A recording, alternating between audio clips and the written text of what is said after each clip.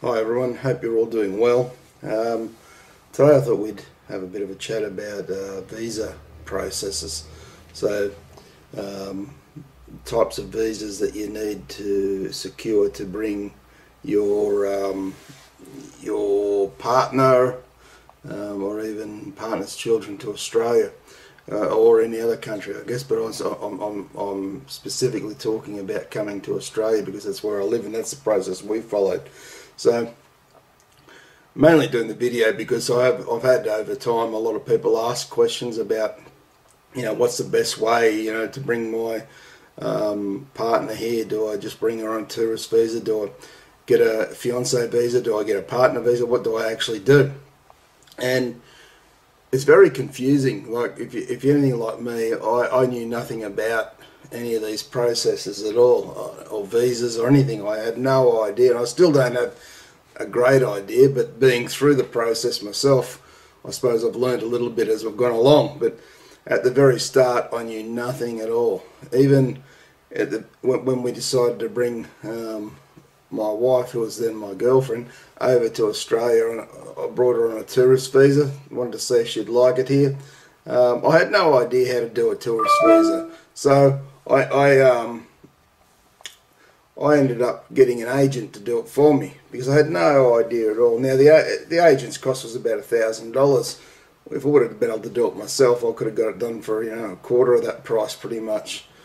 But at the end of the day, I didn't know what I was doing, so I wanted to make sure that that everything was done correctly, and so it wouldn't be refused. So we got the agent to do it, and she was granted a tourist visa for 3 months, which also had a further stay extension if she wanted it. So when she came out, she decided, yes, I like it, I want to stay a bit longer. So we then got in touch with the agent again, who got a further extension, which was a further 9 months on that. So in total, she's got a year on the tourist visa, but each time it cost $1,000. So it cost us two grand for that at the time to get it done. And the money's not the issue, but just highlighting the fact that if you can do it yourself, it's going to be a lot cheaper than getting an agent to do it. So from there, while she was here during that 12-month period, we got married, and then it was about, well, how do we keep her here in Australia? What have we got to do next? Because we don't want to send her home and then have that long-distance relationship all over again. So because she was already here in Australia, we didn't go through the fiance visa thing. We just went straight. We got married. We went straight to the partner visa. Now that was quite a complicated process, but it was an expensive one. But I didn't want to pay the agent's fees because they were quite a lot of money. As it was, the partner visa cost us $5,500 in total, including medical tests and all that sort of stuff. Had I gone with an agent, I would have been looking at another $5,000 on top of that. So I thought, I'm going to try and do this myself, and it was very, very stressful and difficult at times because as I say, I've got no idea what I'm doing. But we ended up managing to do it, and we did it reasonably quickly. We followed, on the immigration website, they've got all the instructions on how to do step by step to make sure you've got everything that you need. And if you just take your time and you follow their processes and do what they say and get all the information that you're required and send it through to them, you'd be surprised that you can actually do it. And you can save yourself a lot of money. So that's what we did. We did that and paid for the 820 visa and the 801 visa here in Australia. And after 12 months, the 820 was approved, so that gave her work rights here in Australia, and work rights, study rights, and on our healthcare system here in Australia. So then the second part of the visa was the 801 visa, and that goes another 12 months. So that will be actually in November of this year, so only a month or so away. She should then be given permanent residency here in Australia once that's completed.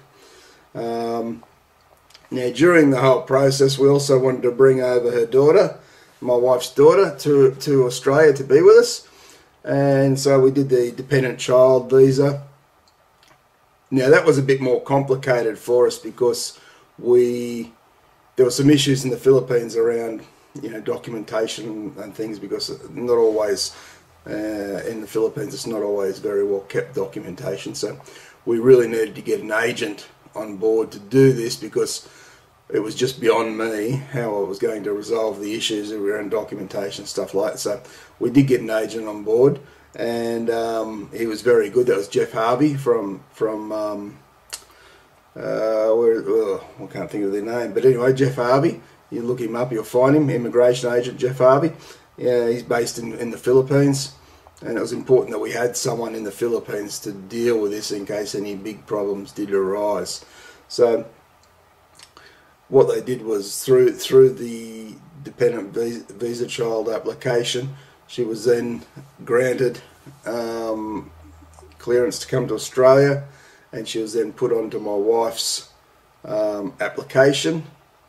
So when my wife becomes permanent resident next month, my daughter will also become a permanent resident in Australia. So that's a brief way of looking at it. But all up, that was, all up, those processes and visas from start to finish was around about $10,000. So Australian, 10,000 Australian dollars.